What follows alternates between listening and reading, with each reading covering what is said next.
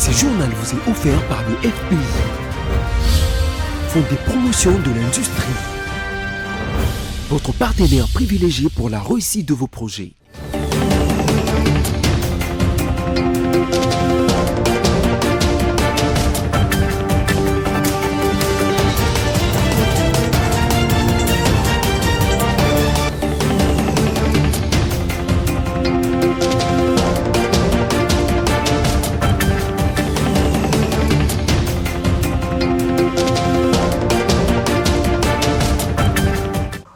Un nouveau journal sur votre chaîne BC Télévision. Mesdames, Messieurs, bonsoir et bienvenue. Voici les sommaires.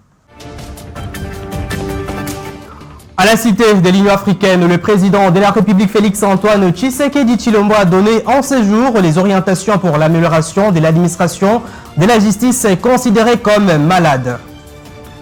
Qu'en est-il de la situation actuelle de l'opposant Seth Kikouni après sa réussite? Nous aurons avec nous sur ce plateau un membre de son parti Piste pour l'émergence pour en savoir un peu plus. Et enfin, la République démocratique du Congo a franchi les caps de 1000 cas de décès de l'épidémie de Mpox, quand bien même le taux de létalité a baissé. Vous aurez plus de détails dans ce journal. Avant de boucler son séjour en Belgique, la première ministre Judith Suminwa Tuluka a accordé une série d'audiences avec la diaspora congolaise vivant en Belgique, au cours desquelles elle a expliqué les efforts de son équipe et ses penchants à l'amélioration de la situation sociale des Congolais, à savoir l'éducation et la santé. On l'écoute. Que les jeunes, qui sont 60% de notre population, continuent à rester sans emploi et soient à la merci des groupes armés à l'Est, des Kulona à Kinshasa, etc. Et donc pour ça, il est important qu'on travaille sur cette problématique-là. De la même manière, je pense que pour moi, pas pour moi, pour le gouvernement et pour le président de la République en premier, il est important qu'on continue à travailler sur l'éducation. Pour ça, il y a la gratuité de l'enseignement, nous avons commencé. Je peux vous garantir, j'ai sillonné le pays pour voir un peu ce qu'on avait pu faire en construisant des écoles dans des endroits où c'était des salles de classe sous les manguiers. Aujourd'hui, certains de nos enfants ont cette capacité de pouvoir aller dans des écoles construites en matériaux durables, mais ce n'est qu'un début, on n'est pas encore arrivé à la fin du processus. En même temps, nous devons aussi continuer à améliorer la qualité de cet enseignement avec la gratuité de l'enseignement, avec la formation des enseignants, mais aussi l'amélioration de leurs conditions de travail. C'est un processus que nous avons lancé. Nous avons commencé des discussions avec les syndicats et nous avons continué. Mais l'autre chose aussi, c'est de dire améliorer les conditions de travail, la rémunération, mais il faut aussi assainir le fichier parce que nous devons être sûrs de tous les effectifs que nous prenons en charge, que ce sont effectivement livrés. Et ça, c'est l'autre processus sur lequel nous travaillons. L'autre partie, c'est aussi de travailler sur la santé. Nous avons commencé avec le processus qu'on appelle la couverture santé universelle.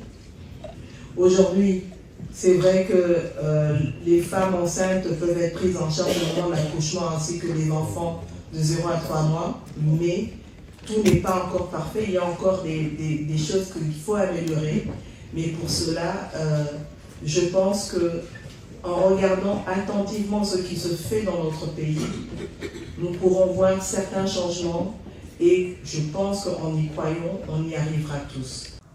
Je l'annonce au sommaire de ce journal, en sa qualité de magistrat suprême, Félix-Antoine Tshisekedi Tshilombo a réuni en ce jour autour d'une table le responsable du secteur judiciaire, entre autres le ministre de la Justice ainsi que le membre du Conseil supérieur et suprême de magistrature conduit par Dieudonné Kamuleta ainsi que le président de la Cour constitutionnelle. L'objectif de cette séance de travail était d'échanger sur différents points dans les domaines de la justice congolaise en vue d'améliorer l'administration de cette justice. Les orientations ont été données par le chef de l'État quant à ce. Et parlons du dossier de l'opposant Seth Kikouni qui se trouve toujours au centre pénitentiaire de Makala. Et selon les dernières informations reçues, Seth Kikouni serait évacué au centre Eyano après sa rechute la veille de son procès fixé ce 23 octobre 2024. Suivez. Appréhendé en certain lundi 2 septembre dernier par des agents de l'Agence nationale de renseignement ANER et ensuite est transféré au centre pénitentiaire de Makala. L'ex-candidat à la présidentielle de décembre 2023, Seth Kikouni, est accusé d'incitation à la désobéissance civile et propagation des faux bruits. Durant sa détention, l'opposant congolais n'avait pas les droits de recevoir ni ses avocats, ni ses proches qui ont crié à la dictature du pouvoir en place. Après son audition du 13 septembre dernier au parquet général pris la cour d'appel de la Gombe, son dossier a été envoyé en fixation au tribunal de paix de Kinshasa-Gombe depuis 2 semaines. Mais pas plus tard qu'hier, l'opposant Seth Kikouni a été évacué au centre Eyano après une rechute due à une intervention chirurgicale qu'il a subie avant son arrestation par les services des renseignements militaires, a déclaré son parti politique Piste pour l'émergence. A noter que l'audience sur son procès est fixée pour ce mercredi 23 octobre 2024 à la prison centrale de Makala, sauf imprévu. Je voulais annoncer au sommaire de ce journal que nous avons reçu sur ce plateau un membre du parti émergent, les pistes pour l'émergence du Congo, le parti de l'opposant Seth Kikouni, à qui j'ai dit bonjour monsieur Paul Ntumba. Bonjour monsieur. Vous êtes le Dirkaba de son parti, de l'opposant Seth Kikouni. Oui, le Dirkaba de son cabinet, oui. Nous voulons savoir qu'en est-il l'état actuel de l'opposant Seth Kikouni après sa rechute. Bon, vous vous souviendrez avec moi que c'était le 2 septembre que l'opposant congolais Seth Kikouni a été enlevé dans son bureau de travail où j'étais présent. Il a été acheminé au local de l'ANER où il a passé 11 jours pendant qu'il venait de l'Europe, où il a subi une intervention chirurgicale, pendant qu'il était dans des repos. Il a fait 11 jours sans toutefois prendre ses médicaments. Il a fait 11 jours sans toutefois contacter sa femme ni sa famille alors qu'il était là. Tout ça a causé tout ce qui est arrivé hier. Je pense que c'était le samedi passé. J'étais parti le voir à Makala. Il m'a parlé que je ne me sens pas bien. J'ai essayé de voir la directrice de la prison, d'expliquer qu'on puisse nous donner un peu de temps, que M. Seth puisse aller se soigner. Ici même à l'intérieur qu'à l'extérieur, parce que Seth Kikouni n'a jamais investi à l'extérieur. Il investit toujours à l'intérieur, c'est un Congolais. Il fut candidat président dans ces pays.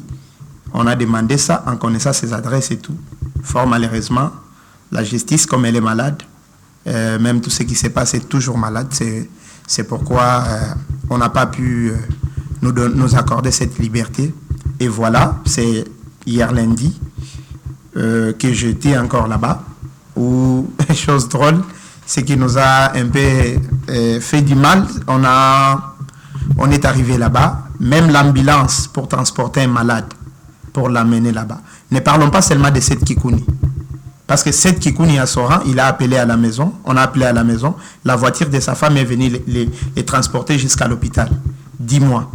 Maintenant, les jeunes qui sont à l'intérieur, qui n'ont pas de familles riches à l'extérieur, des familles qui ont des moyens. Qu'en est-il de leur santé? Sinon, son cas maintenant est stabilisé. Non, ce n'est pas stabilisé. C'est toujours compliqué. C'est toujours compliqué. Jusqu'à tel point, nous continuons des démarches à demander toujours sa liberté, qu'il puisse aller se faire soigner avec son médecin qui est à l'extérieur. Mais sinon, on voulait savoir de quoi est-il reproché exactement par la justice congolaise? Bon, il y a des choses que le régime en place a créées ces derniers temps. Il y a les faux bruits et la propagation et la désobéissance civile. J'aimerais parler avec vous, les gens qui ont fait les droits sont là devant leur télé en train de nous suivre. Quelqu'un qui n'a pas une parcelle de pouvoir, en quoi il peut faire appeler la population à la désobéissance civile? On nous parle de faux bruits. Merci beaucoup. Merci. Mais sinon, nous voulons savoir, apparemment, vous vous acharnez sur le pouvoir en place. Pourquoi? On ne s'acharne pas du pouvoir en place, mais on le fait juste remettre dans leurs droits. On nous a dit que la justice est malade, et cette justice qui est malade, ce n'est pas la justice qui est malade, mais ce sont les animateurs de la justice qui sont malades. Merci, M. Paul Ntumba. Nous continuons, mais je vous garde encore. Vous le savez certainement que la ville de Kinshasa vient de subir des inondations après la pluie qui s'est abattue les week-ends derniers. Et selon les témoignages et images postés sur les réseaux sociaux, on voit de bis jaunes des transports en commun être emportés par les eaux en pleine rue. À cet effet, la Métel7 met en garde le gouvernement de bien se préparer car il y aura encore des fortes pluies plutôt, avec des inondations sur l'ensemble du territoire national. Suivez. La Métel7 avait bel et bien annoncé au début de la saison de pluie que la saison sera excédentaire. Cela veut dire que nous aurons des fortes pluies qui risqueraient d'avoir des inondations dans certains quartiers de la ville. Bon, la Métel7 ne contrôle pas seulement la ville de Kinshasa, il contrôle toute la République. Et il a été informé que toute la République, il y a certaines villes ou certaines provinces qui auront aussi des inondations. La prévision saisonnière des mois d'octobre et de novembre jusqu'au mois de décembre vient de nous renforcer encore avec des informations signifiant que les pluies seront excédentaires avec risque d'inondation.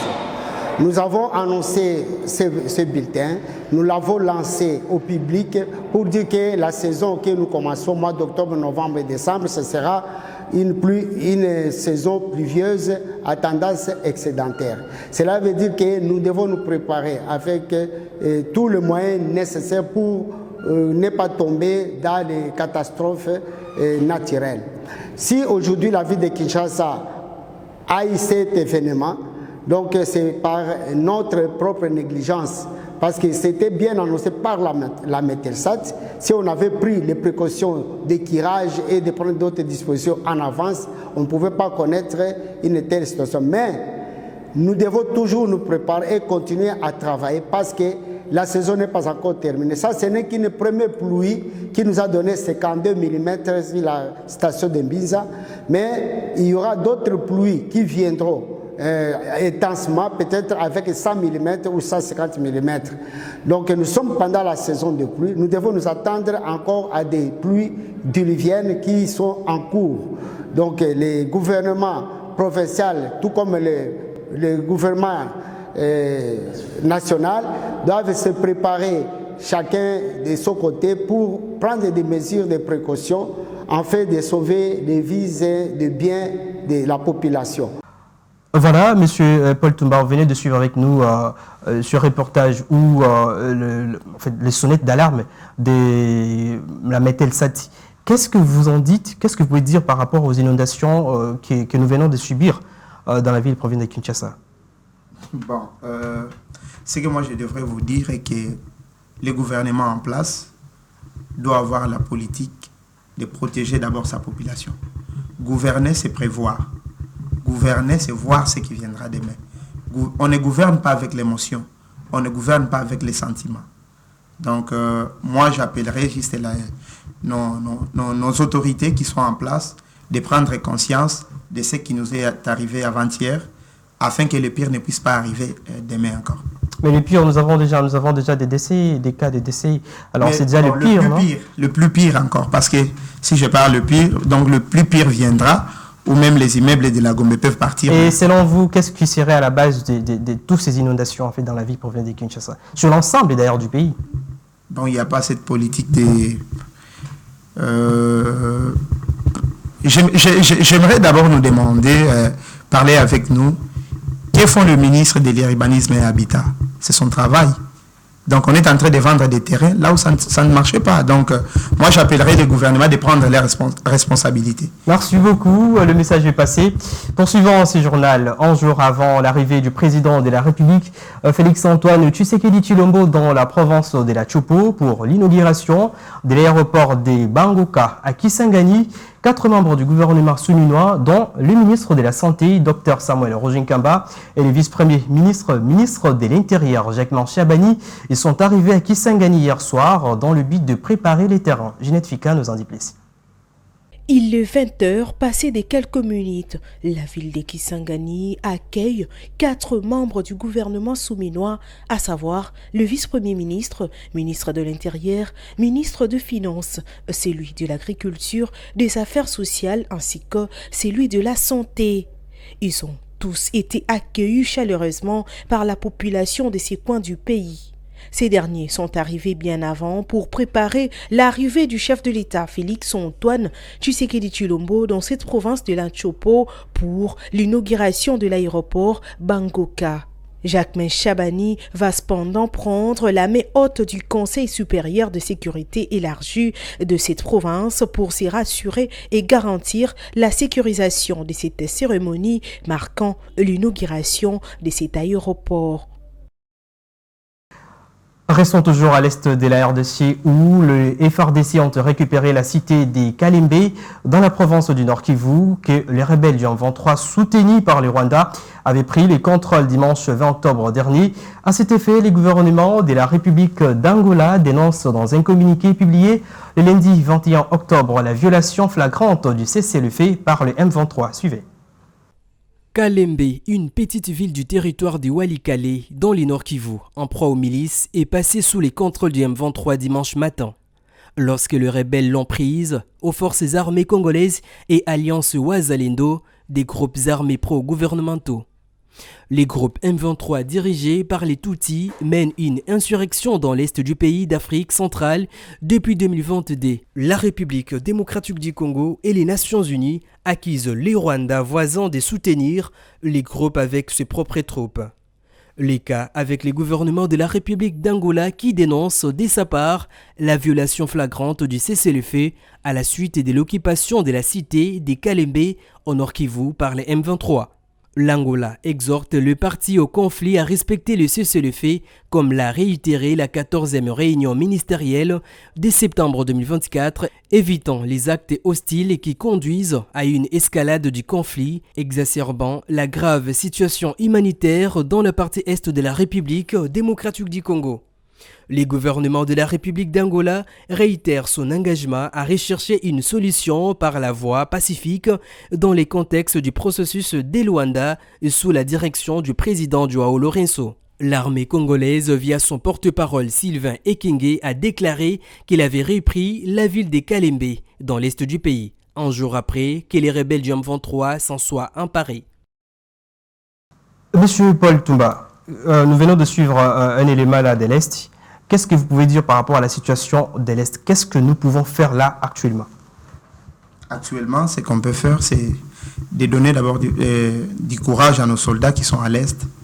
Tant mieux que ce sont les vaillants héros qui se battent pour rien. Tant bien même que ce sont les vaillants héros qui sont là, qui ne sont même pas payés, mais ils se battent quand même pour la République. Donc, on leur donne du courage et qu'ils puissent défendre notre intégrité territoriale. Et si je poserais la question par rapport à ce qui s'est dit, ce qui se demande, le dialogue avec le Rwanda, vous êtes d'accord avec ça? Moi, personnellement, je ne serais pas d'accord de dialoguer avec celui qui est en train de verser le sang de mes frères. Moi, je pense que c'est le temps que le gouvernement puisse prendre des décisions fermes afin de remettre l'ordre dans notre pays. Je pense quand il a prêté serment, il avait dit qu'il va surveiller l'intégrité territoriale. C'est le temps de les surveiller, ce n'est pas seulement les paroles, mais il doit aussi descendre sur le terrain. Merci beaucoup, Monsieur Paul Toumba. C'était un plaisir pour nous de vous recevoir sur ce plateau du journal de BC Télévision. Merci beaucoup. Je vous libère déjà. Pour lutter contre l'insécurité alimentaire dans sa province, le gouverneur de Lomami crée une entreprise dénommée Société agro-pastorale du portefeuille provincial de Lomami, SAPLOM en sigle. Cette volonté de promouvoir les activités agro-pastorales, les développements durables de la province est matérialisée en même temps la vision du gouvernement provincial qui comptait le discours programme du 20 juillet 2024 présenté devant l'Assemblée provinciale par le gouverneur Yvan Van Kalombo lors de l'investiture de son gouvernement. Et cette entreprise se focalisera sur l'exploitation de l'agriculture, l'élevage et la commercialisation des produits. On écoute le gouverneur de Lomami qui présente les personnels. Considérant l'impérieuse nécessité de pourvoir à la vacance au poste rappelé et de redynamiser le personnel de la régie provinciale du service public de l'eau de Lomami Reprocelo en sigle, afin d'assurer la sécurité, l'efficacité et le bon fonctionnement au sein de cette régie provinciale, vu la nécessité et l'urgence. Arrête. Article 1er. Sont nommés aux fonctions en regard de leur nom les personnes ci-après. Monsieur Nkoutoan Kongolo Patrick, coordonnateur. Madame Lengue Kasumba Estelle, responsable de pôle technique. Monsieur Moulang Chikenz Jean-Marie, responsable du pôle juridique. Madame Lusamba Kabengele Brigitte, responsable du pôle administratif et financier. Monsieur Kabeya Moussassa François, assistant administratif et financier. Madame Kabedi Ilunga Catherine, secrétaire. Madame Ngolo Kikangala, réceptionniste. Monsieur Kamanda Mukonkole Aaron, chauffeur. Monsieur Ngoui Kalume Vincent, gardien. Monsieur Chamanga Kaoungue, gardien. Madame Sumbu Ntenta Angélique, agent d'entretien. Madame Moussaou Kalala Bernadette, agent d'entretien. Article 2. Sont abrogées toutes les dispositions antérieures contraires au présent arrêté provincial. Article 3. Le ministre provincial en charge des ressources hydrauliques et celle en charge de la fonction publique sont chargés, chacun à ce qui les concerne, de l'exécution de cet arrêté provincial qui entre en vigueur à la date de sa signature. Et en santé, sachez que la République démocratique du Congo a enregistré 35 925 cas suspects depuis le début de l'épidémie du Mpox, appelée aussi variole des singes, parmi lesquels 7 534 cas ont été confirmé et à ce jour le pays compte 1006 cas de décès. Malgré tout, plus de 39 000 personnes ont été déjà vaccinées à travers les provinces concernées par cette maladie. C'est ce qui ressort de la réunion stratégique des coordinations de la riposte de Mpox tenue le lundi 21 octobre 2024. Les détails avec Patricia Bomolo. Le constat fait après cette réunion stratégique de riposte contre l'épidémie de Mpox, présidée par le ministre de la Santé, Samuel Roger Kamba, c'est que les taux de létalité a baissé dans l'ensemble du pays. Il est passé de 1,20% à 0,0014% cette semaine, à en croire le directeur général de l'INSP Dieudonné Mwamba Kazadi. On note une tendance à la baisse de la létalité. Donc le nombre de malades est resté 20%. Si on est autour de 0,42% pour cette semaine, contrairement à la semaine passée où on était à 1,2%. Donc, et la vaccination, on a fait aussi un focus sur la vaccination qui est lancée dans les 6 provinces du bloc 1. Donc la vaccination elle est en cours, elle évolue bien. Pour ce qui est de la vaccination, le DG de l'INSP confirme que le bloc 1 contenant 6 provinces a déjà commencé et d'ici peu viendra le tour du bloc 2. Nous devons organiser le deuxième passage pour ces provinces qui ont commencé et nous devons aussi organiser maintenant d'ici quelques mois la vaccination pour le deuxième bloc, donc les autres provinces qui n'ont pas encore lancé. Parce qu'au total, nous avons 30 zones de santé. Il y a 11 qui ont commencé, il y a 19 qui doivent commencer dans les semaines. Donc il nous faut mobiliser beaucoup plus de vaccins pour vacciner toute la population qui est concernée, la population cible pour cette vaccination. Et pour sa part, le ministre de la Santé publique, Samuel Roger Kamba, insiste sur le fait que le protocole doit être finalisé rapidement pour faciliter la prise en charge des complications de l'épidémie du Mpox et le renforcement du système des centres de santé pendant cette période. Présidentielle américaine, Kamala Harris et Donald Trump dans une lutte incertaine et tendue à 15 jours du scrutin. Les deux candidats que les sondages ne parviennent plus à départager se focalisent sur un nombre réduit d'États pivots. Suivez. 15 jours de la présidentielle, Kamala Harris et Donald Trump occupent le terrain avec des stratégies bien différentes. Le candidat républicain était en Caroline du Nord, État ravagé par le passage de l'ouragan Hélène fin septembre. En meeting, Donald Trump multiplie les attaques contre sa rivale. Elle est un désastre. Elle est un désastre cognitif et personne ne veut en parler. Et nous ne pouvons pas tenir 4 ans de plus avec elle. Samedi, Donald Trump avait également insulté Kamala Harris sous les applaudissements de ses partisans. Face à ces attaques, Kamala Harris cherche à se concentrer sur certains États clés. La vice-présidente a fait une tournée éclair en Pennsylvanie, dans le Wisconsin et dans le Michigan. En s'affichant aux côtés de l'ancienne parlementaire républicaine Liz Cheney, elle cherche à rallier les conservateurs modérés. Mais face aux journalistes, elle se retrouve souvent à répondre à son adversaire. Dans une démocratie, les gens débattent. Ils ne sont pas d'accord, mais n'utilisent pas la violence. Tout le monde doit le dire haut et fort. Cela concerne aussi, et tout particulièrement, les candidats à la présidence des États-Unis. Un durcissement de ton qui n'est pas anodin, alors que les deux candidats sont au coude à coude dans les sondages. Selon de nombreux observateurs, le scrutin de novembre pourrait être le plus serré. Et c'est par cette note de l'international que nous mettons fin à ce journal, mais avant tout les rappels des principaux titres. À la cité de l'Union africaine, le président de la République Félix-Antoine Tshisekedi a donné à ce jour les orientations pour l'amélioration de l'administration de la justice considérée comme malade. Qu'en est-il de la situation actuelle de l'opposant Seth Kikuni après sa rechute? Nous avons reçu sur ce plateau un membre de son parti, Paul Ntumba, qui nous a donné les réponses. La République démocratique du Congo a franchi les caps de 1000 cas de décès de l'épidémie de Mpox, quand bien même les taux de létalité a baissé. Vous avez eu les détails dans ce journal.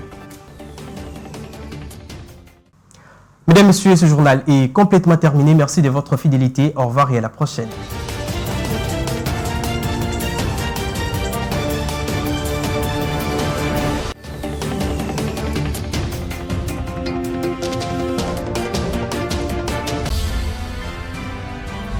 Ce journal vous a été offert par le FPI, Fonds des promotions de l'industrie, votre partenaire privilégié pour la réussite de vos projets.